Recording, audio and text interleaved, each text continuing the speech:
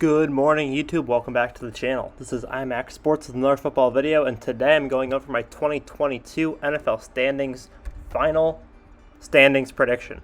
I've done a bunch of videos in this series so far predicting every team's record and every team's every game, and so this video is basically me finalizing those record predictions.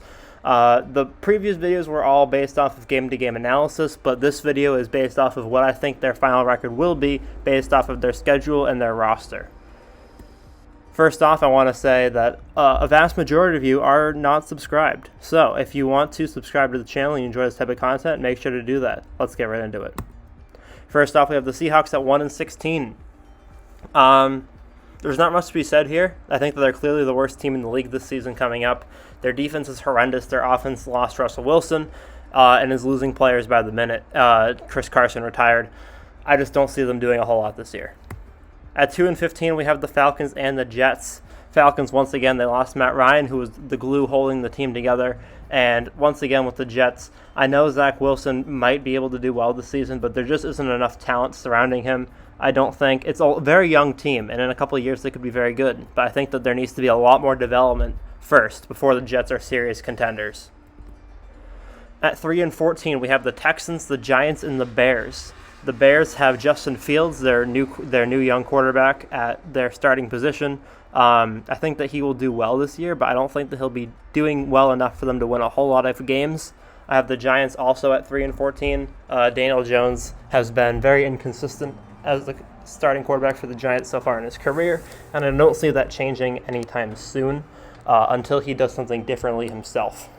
As for the Texans, they were one of the worst teams in the league last year, and I think that will continue into this season. They also have a tougher schedule this year because of the AFC being stronger, so I don't see them winning a whole lot of games. At 4-13, we have the Washington Commanders. Their team was okay a couple of years ago when they won the division at 7-9, and they've just gotten worse. I don't even know if they're better than the Giants at this point, and Carson Wentz is their quarterback, and they have no weapons for him, so I just don't see them doing much. At 5-12, we have the Jacksonville Jaguars. I think that this is a little ambitious, but I think that Trevor Lawrence is going to have a good second year. I think that he's going to have a very strong second year, and I think that because the rest of the team is so bad, that will translate to about five wins. But I think that Travis Etienne and Trevor Lawrence are both going to have decent seasons this year. At 6-7, we have the Lions and the Panthers. I think both of these teams are going to improve from last season. The Panthers have Baker Mayfield. They also have Christian McCaffrey. They also have Robbie Anderson. They also have DJ Moore. That offense is going to do something. Their defense isn't very strong. Last year, their defense started off strong, and then they were poor towards the end of the season. I think that the end of the season, Panthers is going to be similar defensive strength to this season coming up, but I think the offense will do well. Same with the Lions. I think that their defense is going to be their weakest point, but I think that their offense can have some good games in there. Their offense is going to be relatively strong with the connection between Amon-Ra St. Brown and Jared Goff, and I think that both of these teams will improve from last year, and both of them could get 7 wins, especially with the schedules they have in the NFC. But I think that 6-11 is the safest bet for these two. At 7-10, I have the Cleveland Browns, and generally speaking, I have the Browns this year as the cutoff between serious contenders and teams that I don't think have a chance of making the playoffs. The Browns I don't think the Browns are going to make the playoffs because of Deshaun Watson's 11-game suspension. I still think that they'll get 7 wins off of the season, even with the 11-game suspension. Yes, I think that they have a strong team, and they'll win a few games without him, and they'll have a good record with him. But I can't see them in any universe making the AFC playoffs, and because of that, they're just not major contenders.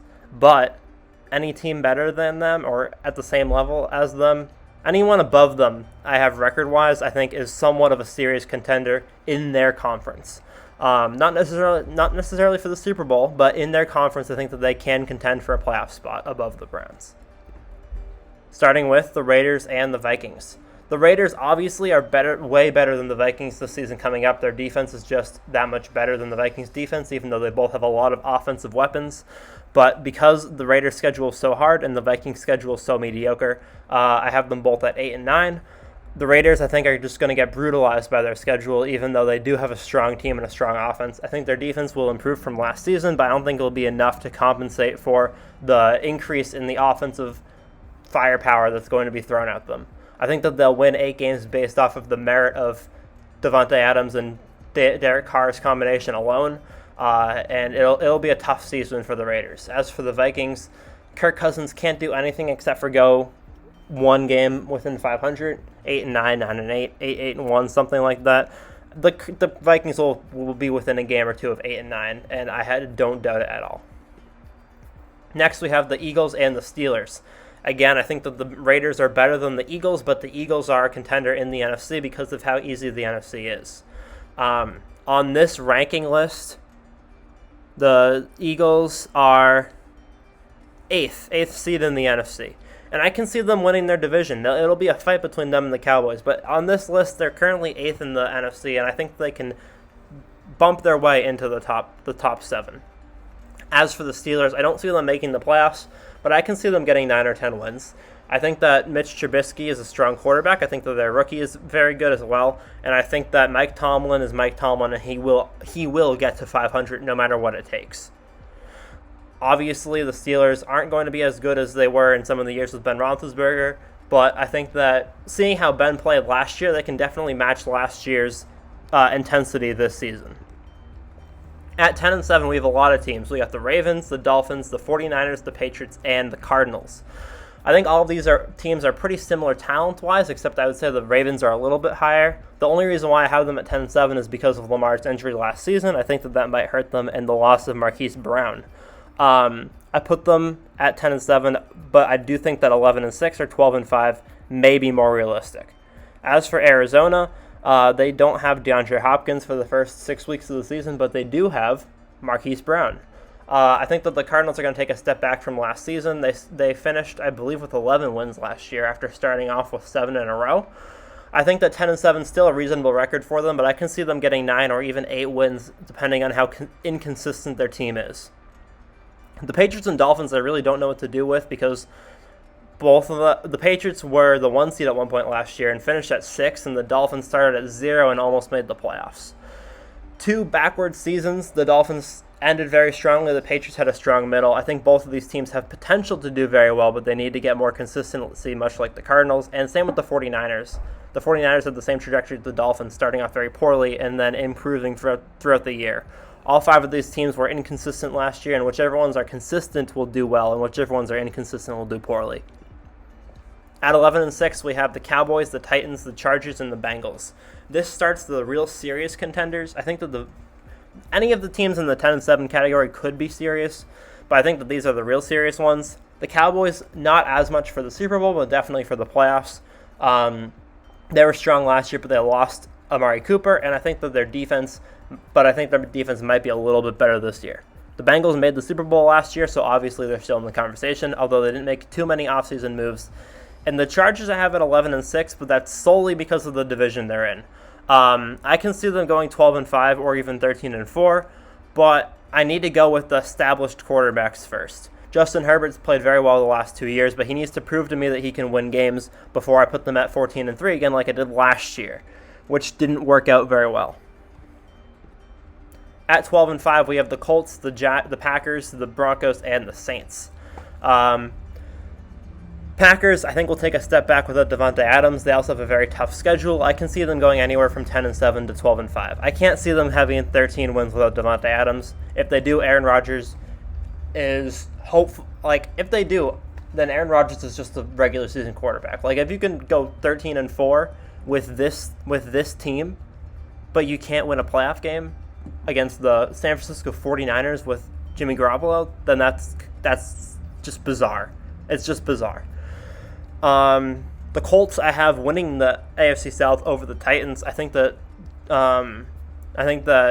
Jonathan Taylor is going to have another amazing season, and I think that the addition of Matt Ryan to that roster instead of Carson Wentz is going to be a big upgrade. The Broncos have Russell Wilson. They were good last year. Their defense was good. I think that they'll be a great team this year. And the Saints, assuming that they stay healthy, if Kamara doesn't get suspended, I have them going 12-5. They had a very strong team last season.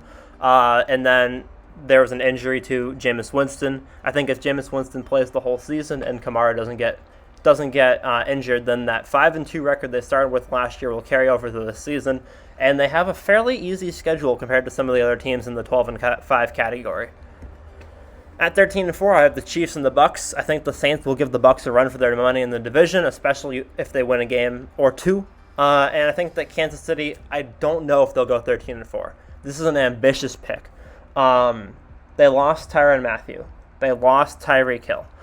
This is basically me saying I think that Mahomes is him. I think Mahomes is the guy, and Mahomes will get them 13 wins.